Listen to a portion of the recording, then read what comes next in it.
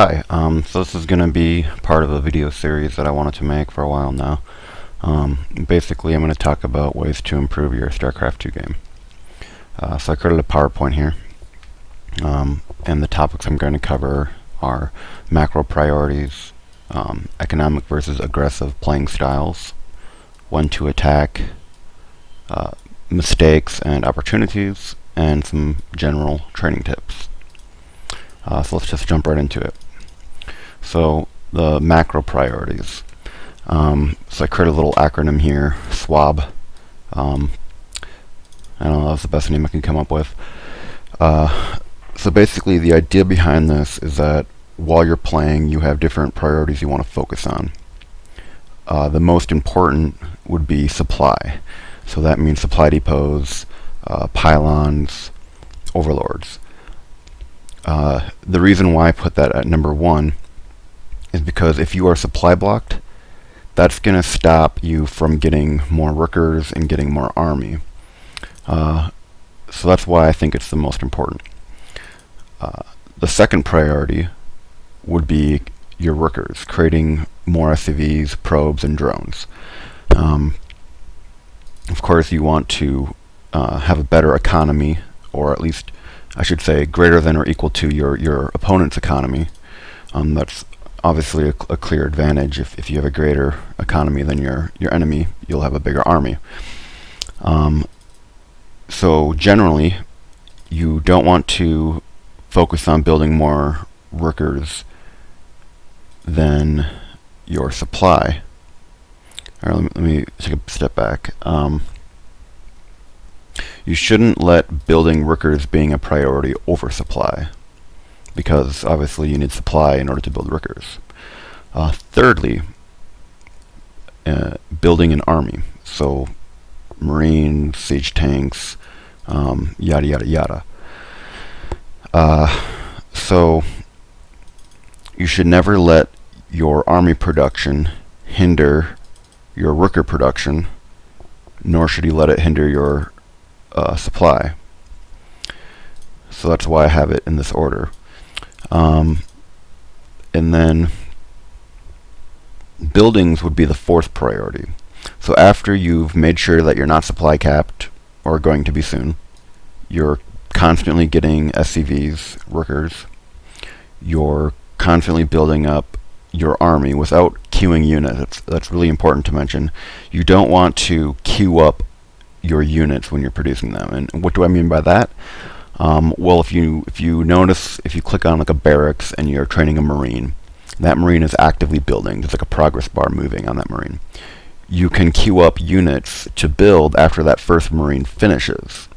Well, by doing that, you have a marine that's not building actively, but your money that you spent on it is immediately gone. So it's like you have money that's just floating around that is no longer actively being used, and it's just waiting for that first marine to finish. That money could have been spent somewhere else while you're waiting. So there's no sense of just queuing up units. You don't want to do that. If you find yourself queuing up a lot of units, that means you need to get more buildings. So back to what I was saying. I kind of like to think of it as like a flow chart. You're going through cycles as you're playing. So like the first thing you're going to think about is, am I supply capped or going to be soon? Okay, keeping an eye on that, and you'll kind of get a rhythm going and knowing when you need to build more supply depots. And sorry for the Protoss and Zerg players, but I'm using Terran as an example throughout the rest of the series here because that's the race that I play. So again, getting supply depots, training workers like SCVs would be your second priority. So after you make sure you're not supply capped, getting your SCVs going, not queuing those up either. Sometimes you might have one queued up for a little bit when the one is about to finish. That's fine. And once you have all of your command centers building SCVs, if you have any excess money, get more army units. And if you have any excess money after that, let's say you have all your barracks, factories, and starports producing army, the excess money you have should be spent into buildings. So that means more barracks, factories, and starports, or more bases, getting more command centers, or tech structures like the engineering bay or the Ghost Academy. So that's the general flow chart, I would say, of what your cycles should be focusing on as you're playing. So let's go into the next slide. So the way I see it, there are two main styles of playing. You can have a more economical style, and you can have a more aggressive style. So I come from the opinion that an aggressive style is better, and I'll explain why. But first, let me go over the economical style. So some of the keywords in no particular order that I listed down. An economical style often can be greedy in an extreme sense, and that's where you are, expanding like crazy, taking a bunch of bases, which is very risky, but it can have a very high payoff if it goes unnoticed, or if your enemy is also just kind of playing passively or greedy as well. If you can outgreed them, you're going to have a stronger army in the end. But again, it's risky. This is an extreme version of an economical style, to be really greedy. It's inherently more defensive. You're not going to have the army right away to start attacking. You're more focusing on the longer game, getting your economy going so that you can eventually get that bigger army. They also tend to be longer games. Oops. If you generally like to play economically, like I said, you're focusing more towards a longer game. You're not going to get your army really at its peak that you want until you get your economy first, which of course means these two are kind of tied together. You're going to have it's going to be a longer game, and thus you're going to have a larger army. It also tends to be more, I don't know why this is highlighting over here. It tends to be more reactive, and what I mean by that is that if you're playing economically, and you're being defensively about it, which you kind of have to be, you also are going to be more reactive to what your enemy is doing. That's not always the case. If they're both being economical, both you and your enemy, it's maybe not as reactive. You're both kind of playing the same way. I'll get back to what I mean by reactive. And then my last point, just want to give a shout out to Ketrock. He's kind of a funny player. I don't really see him anymore, though, now that they nerfed the Raven. But if you don't know who Ketrock is, you can YouTube him. He's pretty interesting to watch. Back in Heart of the Swarm, and I think Wings of Liberty he might have played too. But he tends to build an economical style. And I think some players like that because what you can do, what I should say is what Ketrock did that I really liked is that from a big picture, if you're just focusing on I want to get a bigger economy so I can get the units, the high-tech units that I want in order to win. Ketrock loved ravens. Ravens are very expensive with gas, and gas tends to be the bottleneck in your resources. So in order for Ketrock to get a lot of gas, he had to play very economical. And how he did that, I thought was very elegant. He focused on getting planetary fortresses more than orbitals, which doesn't seem very economical because orbitals really get you the mules, which get you a lot of money. But when it's gas that you want, which is what ravens need, orbital command centers aren't really going to help you. So that's why he went planetary fortresses. And the other really nice thing about that is that if you're getting planetary fortresses, that's going to get you more gas, and it's also being very defensive at the same time, which you have to be if you're going to be playing economically. Now, with a planetary fortress, you're naturally going to have SCVs around because they're gathering resources, and those SCVs can repair that command center because they're right there. So and of course he's going to have missile turrets as well to protect against air attacks. So you end up having each of your bases being, except your main base, he would have an orbital there, but each of your expansions that you have is inherently going to be defended with your planetary. And often what he'll do is he'll load up SCVs into the command center, float it off, land it, unload, turn into a planetary. The SCVs that just unloaded, he would create some missile turrets, and it was a very good way for him to quickly expand and to be very greedy in that respect. And eventually he would get a ton of gas from all the bases that he had, which would allow him to mass Ravens, which is kind of cheesy, but it's a very fun way to play, I thought. The Ravens have been nerfed now. The missile turrets don't last, minutes like they used to, which is why you don't really see him play anymore, in my opinion. Anyway, I just wanted to mention his name there because I thought some of you might like that. I spent a long time on this economical style. Let me talk about the aggressive style now and why I think it's better. So if you're playing aggressively, you're going to have the initiative. Your enemy needs to react to what you're doing, which gives you control of the game. If your enemy has a plan already before he started playing, your aggression in the beginning might, prevent him from executing on that plan. It might prevent him from getting into his normal flow of playing, of teching up to what that person wants. Which is why I think it's so important to first take that initiative, because I think you'll have a better chance of winning if you always play that way. If you always play to take the initiative, you're going to be more experienced in that. If you're always playing more defensively, well, you don't know what your enemy is going to do. You don't know how they're going to attack you, so you have to react in different ways, and therefore you're going to be less experienced in each of those ways. The other point I want to talk about is inherent scouting, and what I mean by that is that if you're being aggressive and you're taking that initiative and attacking, well, you're going to see what the enemy is doing. You have a unit in their base attacking them, which gives you scouting information. So really, you're killing two birds with one stone. And let's say if you go in early with a Reaper, you're killing off some workers, hopefully. Not always. And a lot of times, just the scouting information pays off for the Reaper itself. But when you're in there with a Reaper, you can see what they're building. You're scouting and you're harassing at the same time. Is really the point I wanted to make. And then it also leaves the enemy feeling a little uncomfortable or kind of flustered when they're playing, which can really throw off people's games. I don't know about you, but when I get rushed by something, it kind of throws off my whole flow of playing. The other thing is that you have more winning opportunities if you're being aggressive.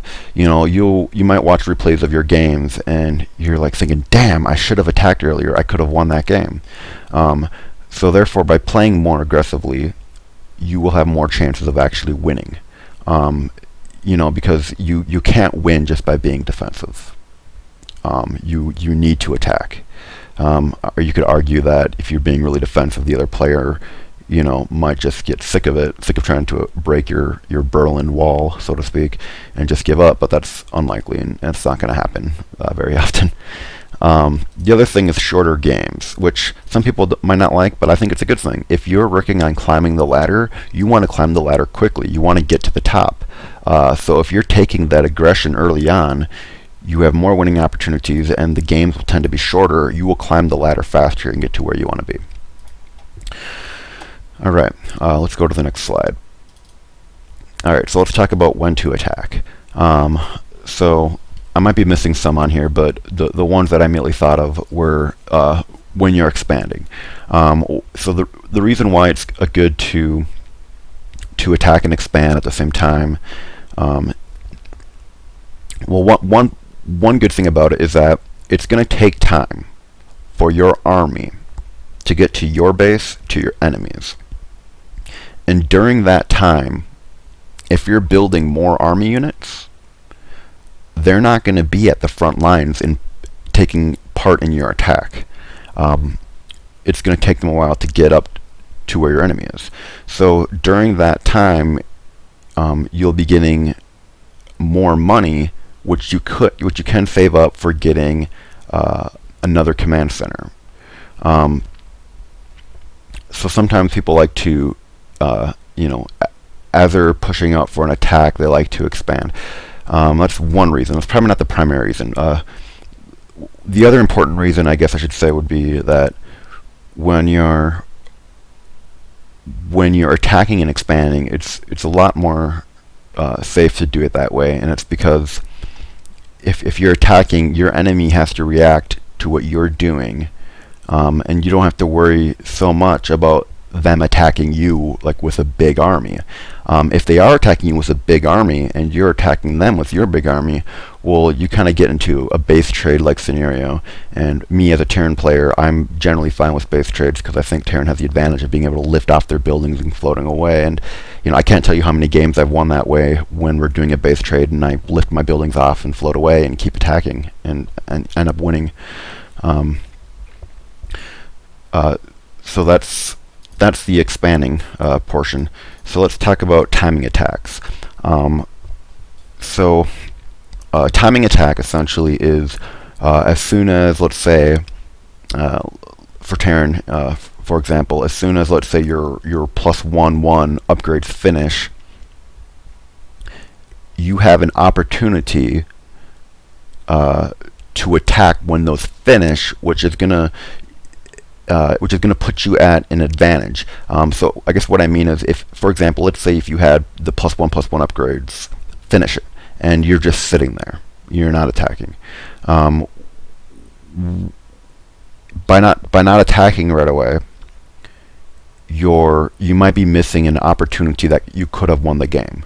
So that's why it's important to take advantage of those opportunities as soon as they happen. Another type of timing attack could be as soon as you get a certain tech unit.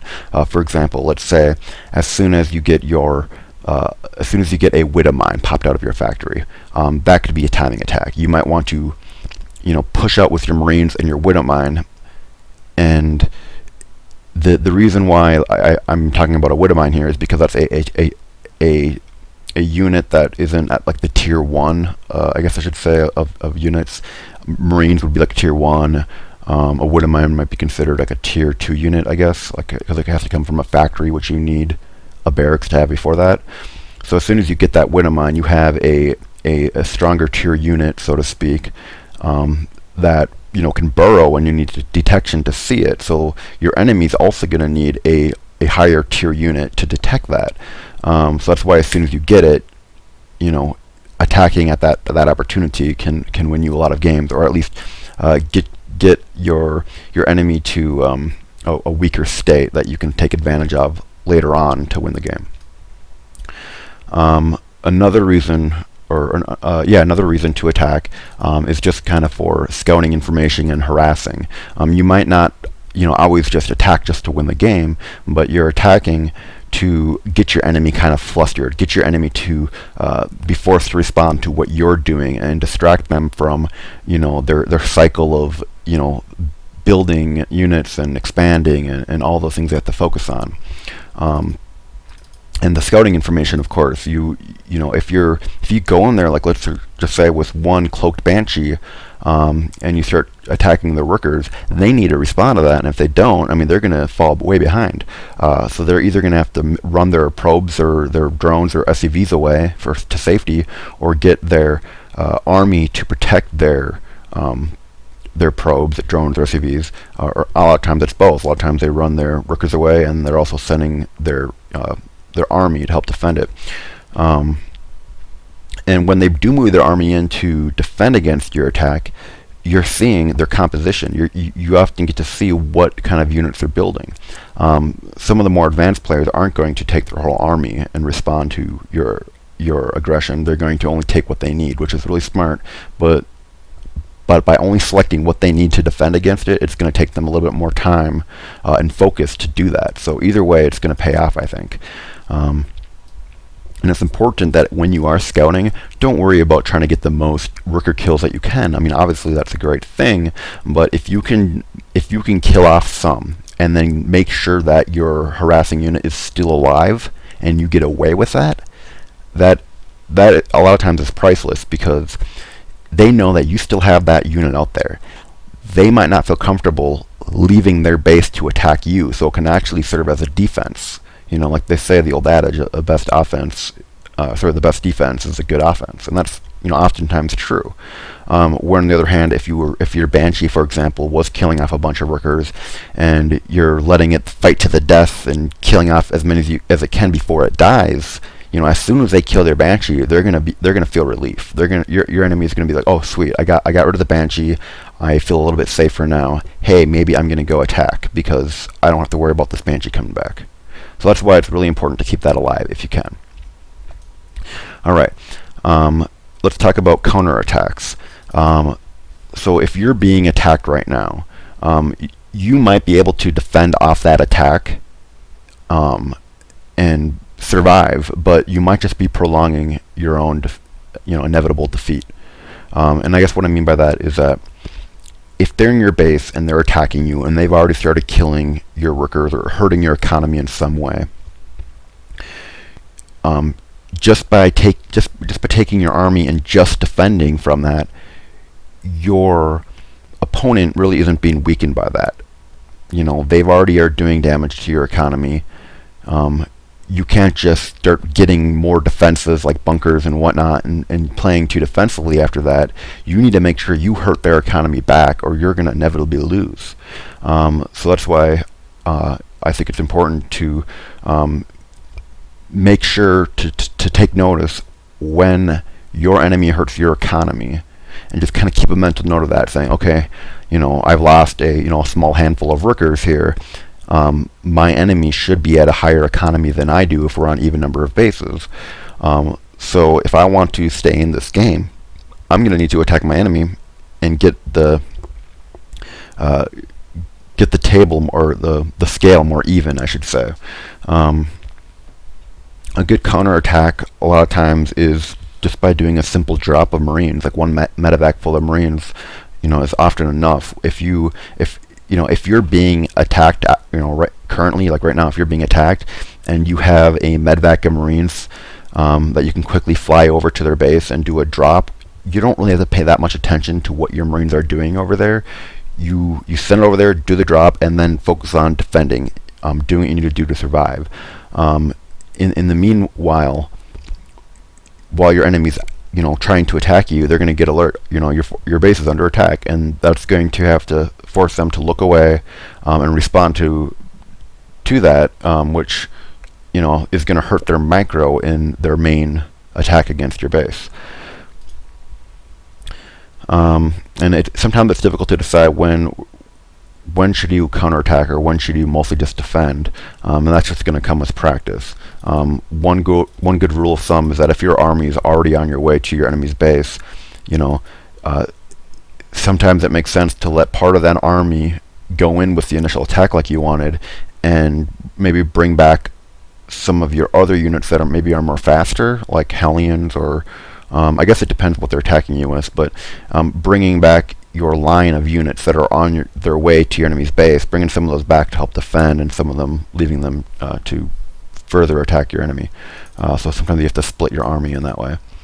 So let's talk about some other attacking opportunities. So of course, if you just got attacked by your enemy and they took a very bad engagement, they've maybe mismicroed really badly or misclicked or did something where your army just wiped them out. Obviously that would be a really good time for you to attack them. They're going to be down in the army size. You'll have a bigger army. You need to take that opportunity to attack and hopefully win. Let's see, some other attacking opportunities. I guess like we said, like with timing attacks, as soon as you get a technical unit, like a new tier unit, you might want to go and attack with that so you can use it right away. So I guess opportunity attacks and timing attacks are kind of the same thing. Yeah, I think we'll just move on. I'm not really sure why I wrote this down. I'm sure there's other attacking opportunities, but I just can't think of them right now. I guess one is, like, let's say if you're at 200 supply, you can't really build any more army. You might want to attack with a set of units that you kind of want to throw away, so to speak. Like if you know that your enemy's composition is superior than yours, and you're at 200, you need to throw away some units in order to get a better diverse army to deal with their composition. So sometimes you want to like select a bunch of Marines, send them off to attack, and that is perfectly fine if you're maxed out and you don't care if they die. You want to replace them with better units. I guess some other like attacking opportunities is just to fluster your enemy. Take some cheap units like some Marines, send them out to one of their expansions, and just do a blind attack. If you're not very good at micro, that's fine. You can do a blind attack, send them off while you're focusing on getting your base to how you want. It's that a lot of times can pay off just by flustering your enemy and forcing them to respond to it. And I don't know if that's going to work in all the leagues. Like when you get to like Masters or Grandmasters, obviously you probably can't get away with that as much. But a lot of times that I think is a viable option. So let's talk about mistakes and opportunities. So we're all human. We're going to make mistakes when we're playing, and it's important to try to take to find opportunities in your mistake, something to turn that mistake maybe into a good thing. So for example, when you're supply capped, you might have units that you've queued up that are not able to be produced. Like the progress bar isn't moving at all because you're supply capped. Sometimes it's good to cancel that unit to get that money back right away, and then spending that money to get more buildings, to get researches and upgrades, expanding, like getting more command centers, stuff of that, things that don't require supply to do. That way you can spend that money to get these things which are going to help you, and then eventually once you do get that supply depot up, then you can start getting your queue active again of producing army units. So it happens. You are going to get supply capped, but just try to take advantage of that when you do. So let's talk about when you have too much minerals, or sometimes you might have too much gas, or sometimes both. So a lot of times if you're producing out everything that you need, you're getting your SCVs, you're getting your army, and you're finding that you have too much minerals, you have an excess of minerals, a lot of times the best thing to do is to get another command center to expand. And then of course after you do that, you need to make sure you don't want that to happen again. You don't want to have an excess of money. Then you need to also make sure you're getting more buildings that can produce more army, like barracks, factories, starports.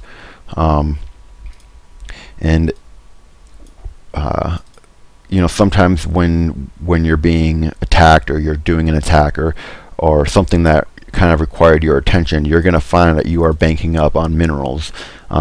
So that, like when that happens to me, a lot of times I just drop a command center because I know it's going to help me it's going to help me more in the end if I do that. The other thing, like let's say if you have a bunch of gas but not that many minerals, when you do, or when that happens, sometimes you need to let your resources suggest what you should build. So if I have a bunch of gas but not a lot of minerals, adding a few ravens into your army can be very beneficial. Or maybe it means that maybe it means you're getting too much Marines or Hellions, and you need to start focusing on getting some higher tech units like Liberators. So it's things like that to kind of watch for, knowing what you should build based on what resources you have. And that shouldn't be the only factor, of course. You have to, your scouting information should really dictate what you're building, but this is yet another factor that you can use in that decision making. So let's go to the last and final slide. So let's talk about just some training tips. These are just very general things that you can do when you're training to be better. The first one I want to talk about is setting moral victory goals. And what I mean by that is, obviously, your primary objective, so to speak, is to win the game, right? Well, you don't have to always focus on just winning the game, because that can be discouraging. That might be, a goal that you're not going to be able to meet every time. I mean, of course not. You're not going to have a 100% win rate. So it's important to also set moral victory goals. And what I mean by that is that, if there's something that you've been struggling with, let's say, you keep getting supply capped around, 5 minutes in the game or something like that. if you make a goal when you first start out to play that game, you say to yourself, you know what, I'm not going to get supply capped at 5 minutes. I'm going to keep an eye on that and not let that happen. Sure, you might slip up in other areas, but you're going to pick certain areas of the game, and usually just one or two things that you want to improve on just for that one game. And by doing so, if you find that you've accomplished that goal, even if you didn't win the game, you still accomplished that goal, you're still going to feel good about yourself for setting out to improve on what you wanted to improve on. And it's really easy to get discouraged in a game, and this is a good way of kind of mitigating that by setting your own moral victory goals. Let's talk about some of the end of game stats. So after you've won or lost a game, you're presented with a window that kind of gives you some stats about it. You have different tabs that you can click on. One of them, I think it's the very first one, kind of shows you an overview that might show you like how long you were supply capped, which is a really good one to look at, I think, because that's back to the first slide here. That's really the slide 2. That's really the number one priority, is not getting supply capped. So that's why that stat of time supply capped is a really good way to quantify your improvement in the game. If you are finding that you're able to keep lowering it and getting as close as you can to 0, then you know that you're improving on that respect.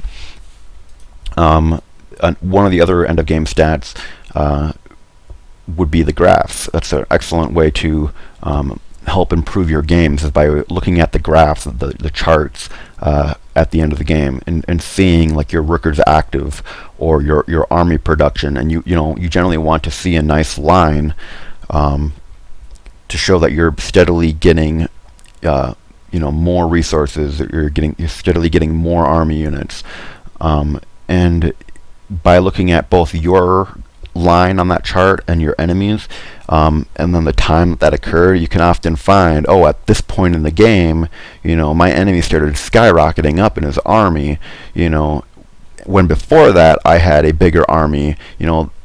Then when you go back and watch that replay, pay attention to where that time was in that chart, and you might find yourself, saying, darn, I should have attacked here, why didn't I? And then you might recognize that same kind of pattern next time you're playing. So that's why watching, I'm not telling you to watch a replay after every game you play. That's ridiculous. I don't do that. That's going to take too much time, and honestly, I think it would be, it would be a waste of time to do it after every single game. You practice is more important than watching a replay.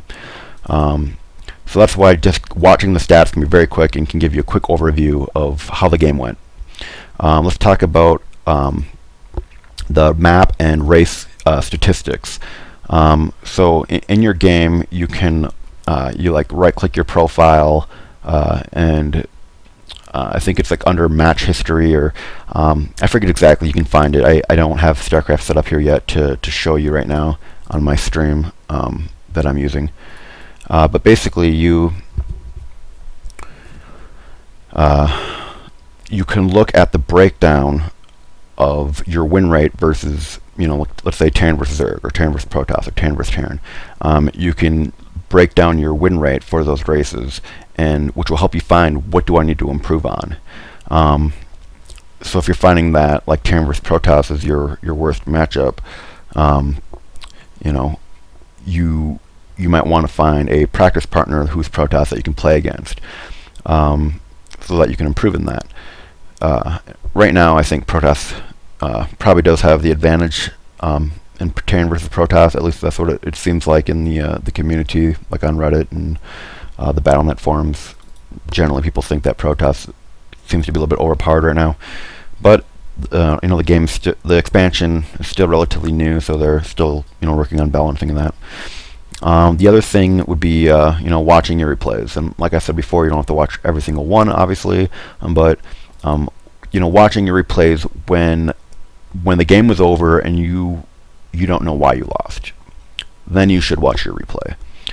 First, before you dive into your replay, check out the end of game stats and look at the graphs and figure out at what point in time do you really want to maybe pause the replay and kind of get a general idea of saying, why did my enemy really surpass me at this point.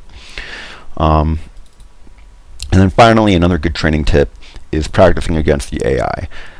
If you're playing around with like a different style of playing, like maybe a different composition of units, and you're not sure, how many factories or how many barracks or how many starports do I need when I have just 2 bases? If I want to get Marines, tanks, and medevacs and liberators, like how many of those buildings do I need to support that? How often do I need to get those supply depots? And just practicing against like a very easy AI just allows you to get your flow of building, of going through what I like to call the SWAB priorities of getting your supply, your workers, army, and buildings, and getting that rhythm down. I played against the very easy AI when I was doing my when I was trying to like perfect or optimize like a build order,